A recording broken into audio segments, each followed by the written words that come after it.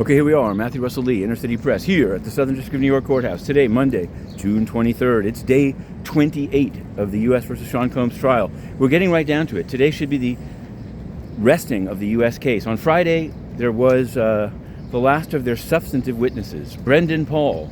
They called him a drug mule, and so did we, but he denied it on the stand. He said he was basically a hard-scrapple, Syracuse basketball walk-on, that is only a very small percentage of his work was actually involved buying drugs for Sean Combs or delivering cash to the Wild King Knights. That's what Ryan Steele brought out in an effective and deft cross-examination, in the sense that less is more. He didn't go on at great length, and he basically turned what appeared to be a government witness into, at least superficially, a defense witness. Now, of course, in closing, they're just going to focus on he used company funds to buy drugs, including 2C for Sean Combs. And he delivered cash, and what did he think the cash was for? That was the sort of stunning question. We put out the book. It's week 6.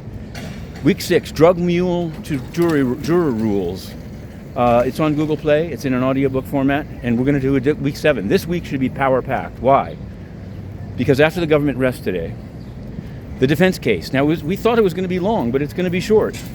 Then a charge conference that will do that, but it's not. And then the closing arguments. That's where people have been wondering. They've seen the evidence go in piece by piece, but it all is in how you cook it. It's like watching ingredients be delivered, but you don't know how they're going to cook it up.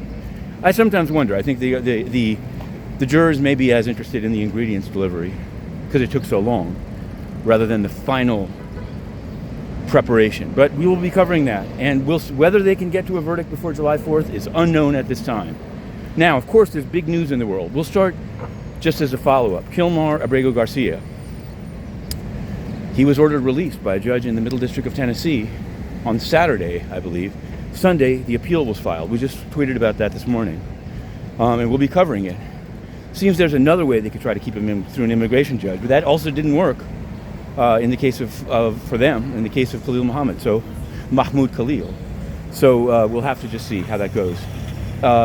Brad Lander's arrest in 26 Federal Plaza may be tipping him up in the polls. Keep your eye on that tomorrow, in which it's scheduled to be 100 degrees, the primary election here in New York City. And there's some late movement. Keep your eye on that. We will be reporting it, including maybe in the 100-degree heat on Madison Street. We'll just have to see. Now, the big news took place on Saturday, in which these MOP bunker busters were dropped on Fordo, Natanz, Isfahan in Iran.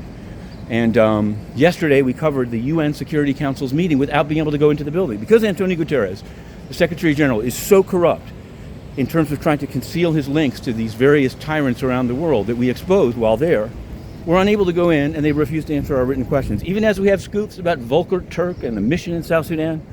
But the Security Council meeting is on UN TV, so we live tweeted it. Very little was accomplished. No vote was taken. There's a pending draft resolution by, yes, Pakistan, Russia, and China, declaring all of those sites, including Fordo, peaceful nuclear sites. People are reporting as if it has zero chance of passage because any resolution can be vetoed. Plus, the UK kind of backed up the US. In any event, we're going to cover that very closely. We have an application in to re-enter the UN and cover it in person. Of course, we'll remain on the courts, in particular, today, US versus Sean Combs. To be continued.